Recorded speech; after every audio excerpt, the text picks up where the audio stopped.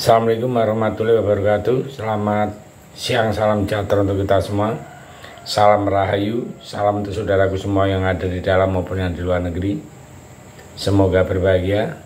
Yang sakit mudah-mudahan cepat sembuh. Yang beraktivitas mendapat rezeki yang banyak dan berkah. Terima kasih. Saya tidak terkejut ketika Senin kemarin membaca berita Prabowo mendukung praktek dinasti politik Presiden Jokowi dan keluarganya. Prabowo ini adalah simbol dari rezim Orde Baru yang bermental nepotisme yang dipelihara oleh pemerintah Jokowi dalam relasi simbiosis mutualisme. Untung saja ya, mental nepotisme dua tokoh ini tidak diikuti oleh rakyat.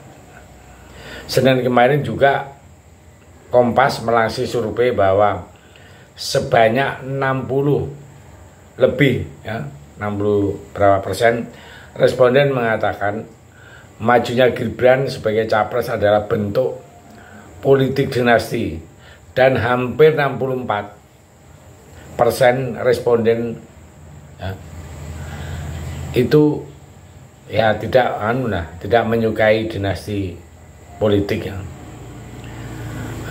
Saya terus terang senang dengan hasil survei ini karena ternyata rakyat Indonesia sudah cerdas dan bijaksana, tidak membebek pemimpinnya yang nepotisme. Mengapa Prabowo mendukung dinasti politik dari keluarga Jokowi? Ya, karena Prabowo sadar dia terlalu lemah untuk menjadi presiden dengan kekuatannya sendiri. Dia membutuhkan kekuatan Jokowi sebagai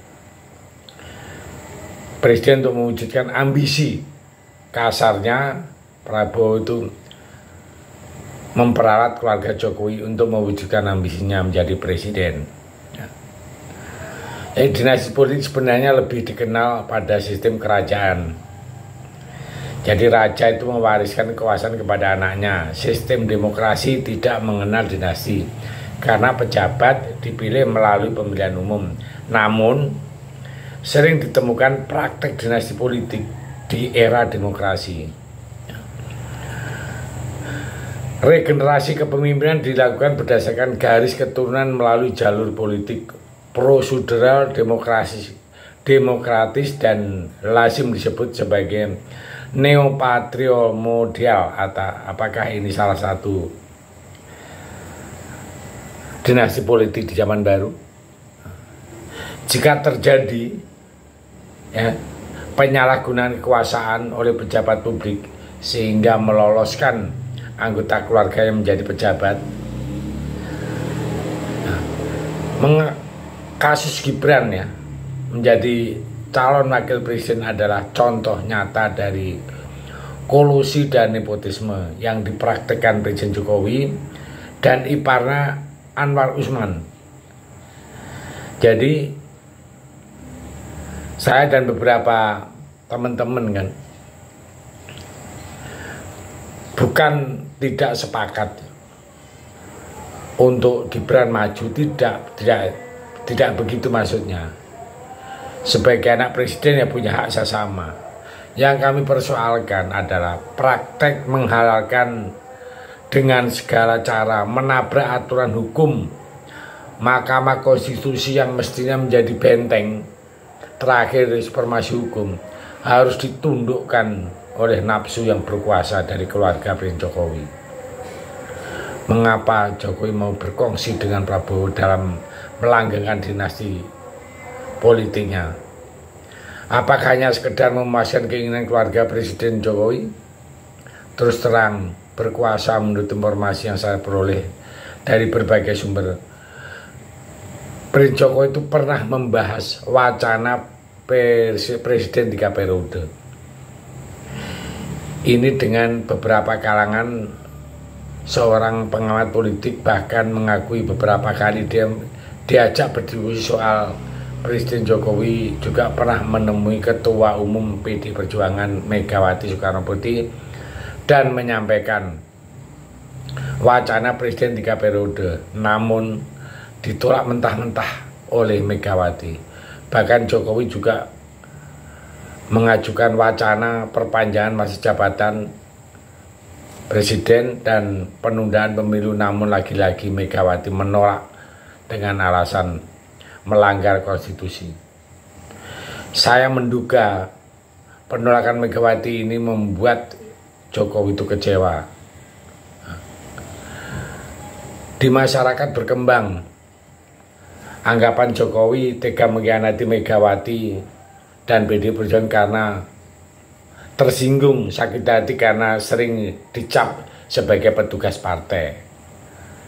Disebut Megawati bukan apa-apa tanpa PDI Perjuangan. Namun menurut saya ini bukan faktor utama. Terlalu picik jika hanya karena ucapan itu Jokowi sampai mengkhianati Megawati dan PDI Perjuangan yang telah membesarkan Jokowi, anak dan menantunya. Jadi sekali lagi, menurut saya penyebab Jokowi berkhianat adalah karena dia kecewa terhadap Megawati yang menolak ambisi kekuasaannya. Lantas, mengapa Jokowi begitu ngotot untuk terus berkuasa? Apakah ada bau tak sedap yang mesti ditutupi? Benarkah Jokowi tidak mendukung Ganjar? Karena Ganjar tidak bisa diajak kompromi untuk melindungi Jokowi dan keluarganya. Banyak isu di lingkaran masyarakat ya. Suatu saat akan menjadi konsumsi publik ya.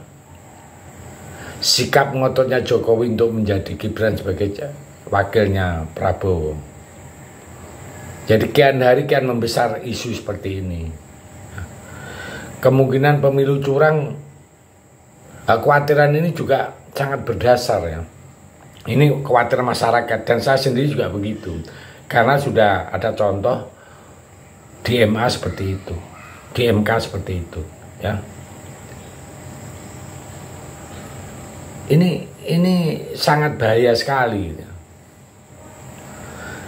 Karena kekuasaan presiden kan terbukti bisa mengontrol aparat di bawah kendalinya, sehingga presiden saat itu hampir 300 kepala daerah statusnya pejabat dan SK-nya ditandain presiden dan menteri. Jadi inilah yang mulai mengembang ya, asumsi negatif thinking terhadap kejadian ini. Dan alasan ini masuk akal. Karena MK-nya kita sendiri masyarakat sudah tidak percaya. Nah, jadi kita sebagai warga, sebagai rakyat, ya kita harus melek. Melek dalam arti kontrol pemilu yang akan datang. Betul-betul harus kontrol agar supaya tidak kecolongan seperti kasus di MK ini. Ya, saya pikir masuk akal ya, karena yang Megawati berkali-kali menolak masalah 3 periode dan kekuasaan tadi. Ya, saya pikir itu mudah-mudahan bermanfaat. Terima kasih. Merdeka.